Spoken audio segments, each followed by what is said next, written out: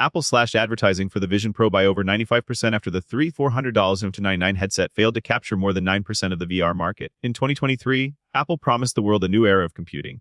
They didn't call it virtual reality. They called it spatial computing. The vision was bold. A device that would replace the laptop and the phone, turning your entire living room into an infinite canvas where digital content blended seamlessly into the physical space around you.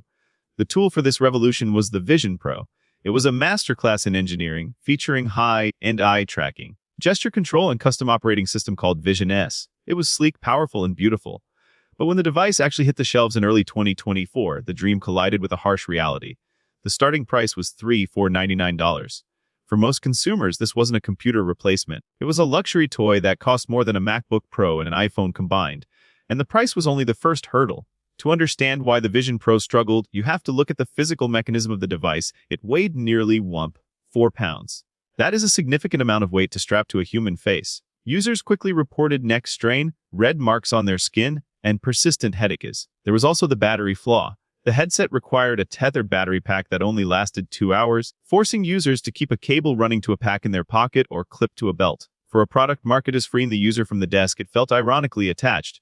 Then there was the software. A platform is only as good as its apps. While Apple claimed 3,000 apps were available, the killer apps were missing. Giants like Netflix and Spotify didn't build native apps, and YouTube wasn't optimized. Users were left with web apps and tech demos. This created a void where there should have been a reason to exist. Analysts noted that the device lacked a FaceTime moment. That one indispensable feature that makes a product essential. By mid to momentum shifted. Initial shipments had sold out, but that was largely due to limited supply. Demand plateaued, and return rates were quietly high. The numbers began to tell a sobering story. In 2024, Apple sold between 400,000 and 450,000 units, missing internal targets by nearly 300,000. The decline accelerated rapidly. By the third quarter of 2024, sales were down 75% from the start of the year. The crash hit its floor in the fourth quarter of 2025, when IDC estimated Apple shipped only 45,000 units, staggering 76% drop from the previous quarter. The market response was brutal. The Vision Pro captured under 9% of the virtual reality market. In contrast, Meta's Quest lineup commanded between 74% and 84% of the market, largely because the Quest 3S retailed for $299, a mere fraction of Apple's cost. By early 2025, the pivot became official. Luxshare, Apple's manufacturing partner, stopped producing the first-generation Vision Pro. Apple didn't just stop the line, they practically stopped the conversation. Sensor Tower data from early 2026 revealed that Apple slashed its advertising spend for the Vision Pro by over 95% in the US and UK markets.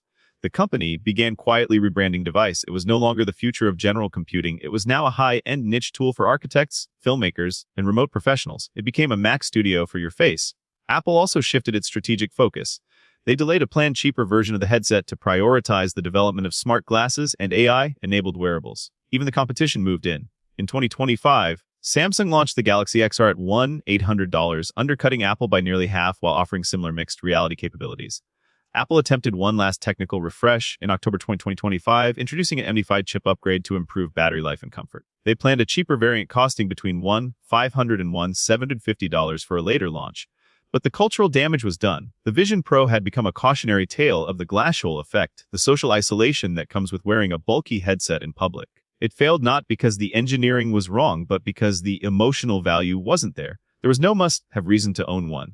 The Vision Pro remains an incredible piece of hardware, but it stands as a rare commercial flop for Apple, a headset in search of a purpose in a world that wasn't ready to pay $500 to be isolated from reality.